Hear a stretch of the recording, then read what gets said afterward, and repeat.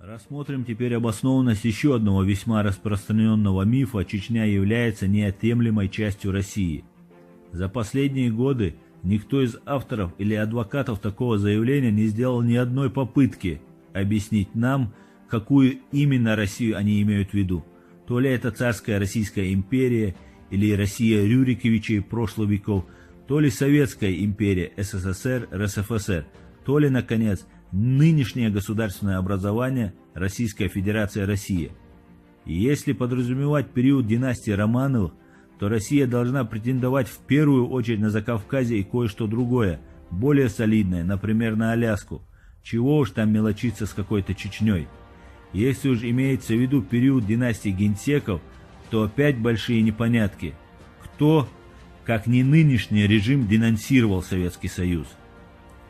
31 марта 1992 года в Москве был подписан федеративный договор, закрепляющий по сути новые колониальные статусы российских народов, насильственно порабощенных в прежние годы, а также декларирующий новое государственное образование, получившее название Российская Федерация Россия.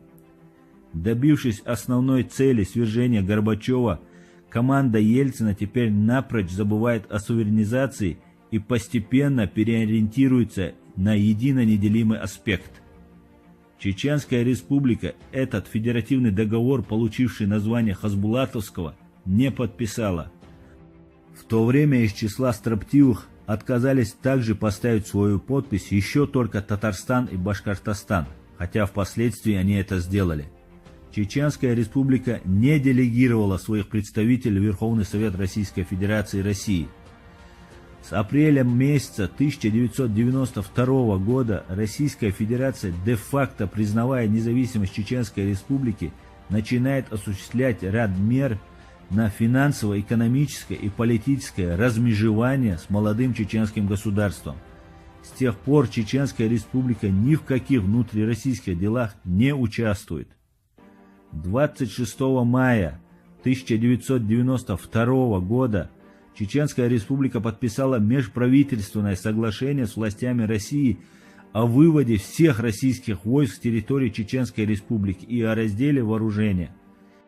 К 7 июля 1992 года последний солдат российских вооруженных сил покидает пределы Чечни.